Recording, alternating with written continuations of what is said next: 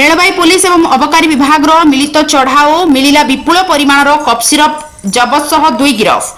Rourkela railway station निकट हनुमान मंदिर पाखरे एयर बैग धरी संदेहजनक भाव में बुलुथुबा 2 युवकों को पुलिस प्रथमे पचराउचरा करथिला हेले परे सेमानक बैग को खोलिबारु सेथिरे कफ सिरप थिबार देखिथिले।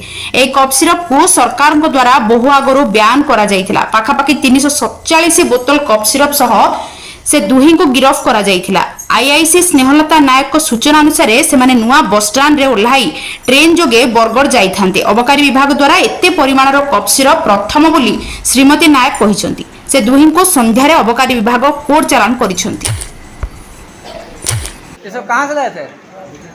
राउरकेला से? कौन सी दुकान से? और एक आदमी दिया था। किए देखला कोर्ट देखला तुमको?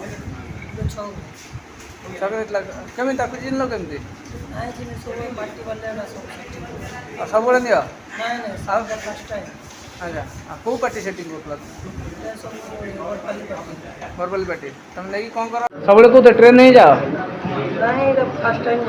आसलो केमती बस आसिक बस जाइए ना ट्रेन जाइए आज आम एक्साइज सुपरिटेडेंट शेख आशफ अली निर्देश में आम आम राउरकेला जोटा कि आरपीएफ स्टाफ और आम excise staff joint patrolling duty कर समय रेलवे स्टेशन एरिया में पेट्रोलिंग ड्यूटी करूँ तो से समय कि आमको सन्देह है जोटा कि गोटे हनुमान मंदिर अच्छी हनुमान मंदिर पाखे ठिया समय सर्च कर कफ सिरप बाहर 347 बोतल अच्छी और 2 जन आकुस्ट भी ये आरेस्ट होती जनक ना रतनमणि नाग आउ जनक ना सचिन गुरु एम तो आमको किसी कहूना कि से ट्रेन रे आणिकी बरपाली को लेकिन बस जगह बरपाली को लेकिन जाते ये तो आम इन्वेस्टिगेशन चालू रखी कि कहार कैरेक्टर किए संपृक्ति अच्छा आए किए मैंने कौटू आणुले कौन करते से सब इन्वेस्टिगेशन चालू रही यहाँ कि जोटा कि कोडिन फस्फेट आम जोटा कि शरीर पक्षे क्षतिकारक से कफ सिरप रही आटा को आम जो फार्मा कंपनी बैन कर देछि।